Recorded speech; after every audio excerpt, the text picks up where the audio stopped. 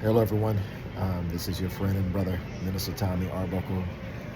I am actually right now in Dallas Fort Worth Airport on my way back from the I don't want to call it a conference, but the event that I attended over the weekend there in Palm Springs at the Desert Gathering Place, and just wanted to tell you all, man, what an amazing meeting this was. I'm going to share some of the testimonies that people experienced, but I wanted to, first of all, start off by saying thank you. I don't take it lightly for those of you that continue to like, share, and follow myself, as well as pray for me. Your prayers matters, and I'm grateful that you all have decided to partner with me and pray.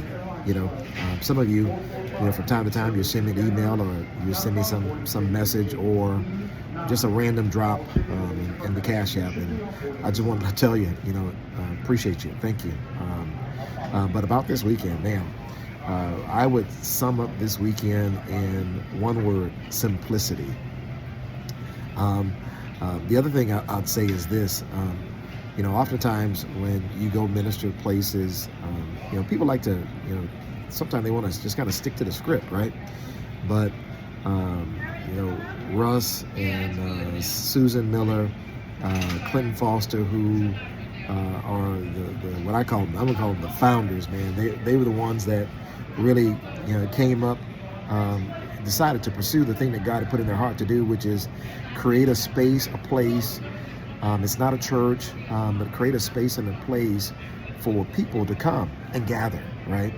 And, it's based on the scripture where, in the book of Acts, where the people, would come and break bread and fellowship with one another and continue in the apostles' doctrine or the apostles' teachings. And so, hats off to you guys, Russ, Susan, and you, Clinton. You all are doing a phenomenal work there in Palm Desert and in that area. And because you said yes, because you decided to obey God, people are being blessed. And so I mentioned that because, when I got there, I was supposed to teach Saturday evening. We had a men's lunch Saturday afternoon, and then I was going to teach Sunday evening. And my philosophy is this: wherever God is, that's where I want to be. And sometimes God, I liken it to the scripture where Elijah, when he was, you all remember this, when Elijah he was going through what I call depression and, trying to find, wanted his life to end, but there were events that were happening. There was fire that showed up, and then there was wind that showed up, and none of those things, God was not in any of those things. And so sometimes, God isn't he's not in the preach word. Sometimes God's not in the worship songs, right? And so, we've got to be diligent and open, I would say, to just follow God wherever God is, be there. And they allowed me to do that. You know what I mean? We worshiped, and God came with a word, and that's what I mean. That word, that's why I called it simplicity. God said, "Let your request be known, and just tell Him thank you." And oftentimes when we come up for prayer, or we're asking God for something, we're like, we think we got to, say all kind of nice, cute accolades and talk for 15 to 20 minutes. And God was like, no, just tell me what it is that you have need of. And then once you're done, just tell me thank you. And I'm telling you, I watched people just lay their hearts out before God in simple terms. You hear me? One of the testimonies I'm reminded of, there was a little girl who had come up for prayer, and I asked her, I said, what is it that you want God to do? And this child said, I want a new home. I want a new place for me and my family. And I said, okay, well, just tell God that. And she did. And I said, tell Him thank you. And she said, God, I just thank you. And listen, The night wasn't even over. There were her and her family were on the drive home, and somebody else that wasn't even privy to the girl's prayer request was in the car. And this person receives a vision from God of their whole family being in a new home. And he starts sharing this vision that he's having with the family in the car. And the mother chimes up, hey, the daughter wants to say something. And she says, that was the prayer that I asked God to do. Listen to me. She said, that was the very thing that I asked God to do. And that's what I mean. Like, look at how rapidly God moved in simple terms, right? So I want to encourage you all. It's not about what, you and I want to do or we think we should do and this, that, and the other. It's about following God's words, God's commandments. And when we do that, you hear me? When we do that, God responds. You know what I mean? So I'm just speaking to you, for those of you that you may have conferences and you may have things that come up that you want to do. I just encourage you, be open and follow after God. Don't worry about trying to follow an agenda.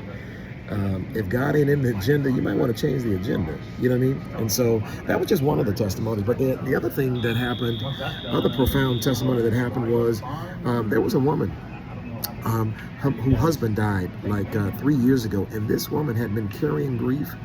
Something awful. I mean, just could not release herself, could not get over the fact that her husband had died. And she had come up for prayer. And I'm telling you, I watched this woman.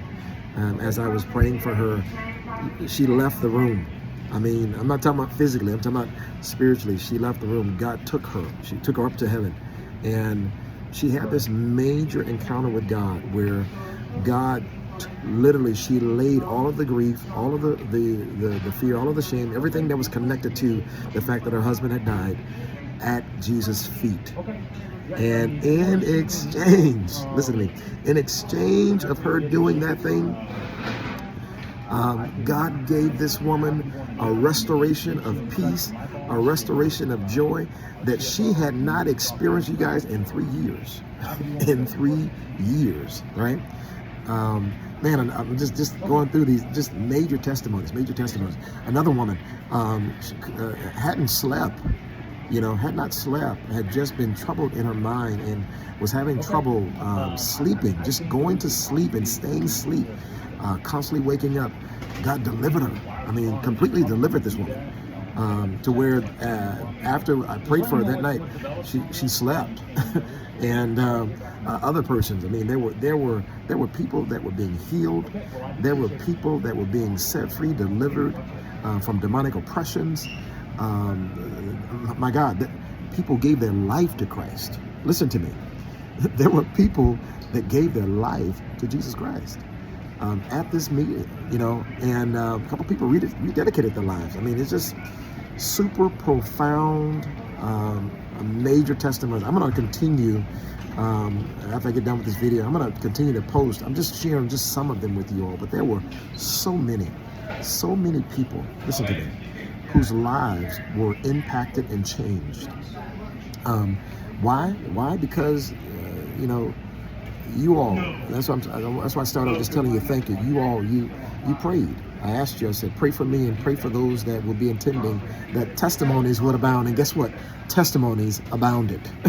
Testimonies abounded. And I just wanted to just take this moment as I had some free time here in the airport before my next flight to share this with you all. But thank you. You hear me?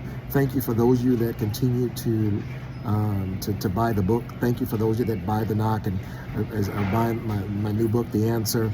Oh, I forgot about that one. Yeah, like somebody else literally renounced Freemasonry in the session. This thing had been in their lineage for many years, right? And God delivered this person from poverty, delivered this person from the spirit of lack, that had invaded their home, had invaded their life. And they had, and until I shared my own testimony, they had not connected the dots of what was happening in their life to the fact that their ancestors had been involved in Freemasonry. And because they received that truth,